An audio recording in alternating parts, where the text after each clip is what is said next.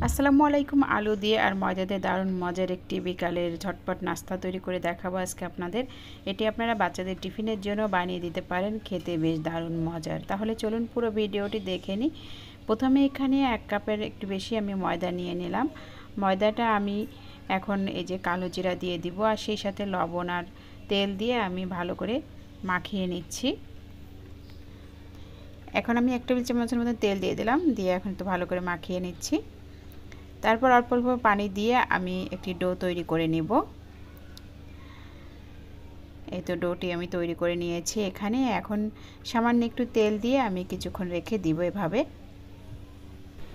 এই তো ডোটি আমার বানানো হয়ে গেছে। এখানে আমি 2টি আলু সেদ্ধ করে নিয়েছি। এখন এর ভিতরে দিয়ে দিচ্ছি 1 মুঠের মতন পেঁয়াজ কুচি, ধনিয়া পাতা কুচি, কাঁচামরিচ কুচি, আর সেই সাথে আমি দিয়ে দিচ্ছি স্বাদমতো লবণ, হলুদের গুঁড়া, লাল মরিচের গুঁড়া, গরম মশলা গুঁড়া, আর সেই সাথে নিয়েছি চাট মশলা।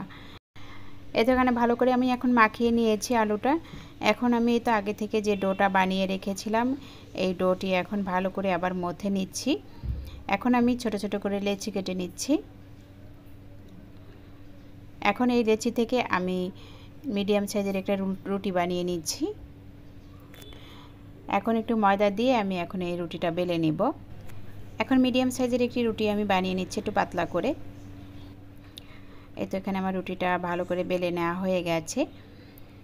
এখন আমি একটি ছুরি দিয়ে এভাবে অর্ধেকটা এভাবে আমি কেটে দিচ্ছি। তারপর আমি আলুর পুরটা দিয়ে এভাবে রোলের মতন করে পেঁচিয়ে এভাবে ঘুরিয়ে আমি এই মুখটা আটকে দিচ্ছি ভালো করে। এখন আমি তেলে ভেজে নিব। চুলার আঁচটা মিডিয়ামে রেখে এই নাস্তাগুলো একটু আস্তে আস্তে ভেজে নিতে হবে, তাহলে সুন্দর মুচমুচে হবে। এক পাশে ভাজা হয়ে গেছে কিছুটা, এখন অপর পাশে আমি এভাবে উল্টে পাল্টে দিয়ে এভাবে এই ব্রাউন কালার করে ভেজে নামিয়ে নিচ্ছি।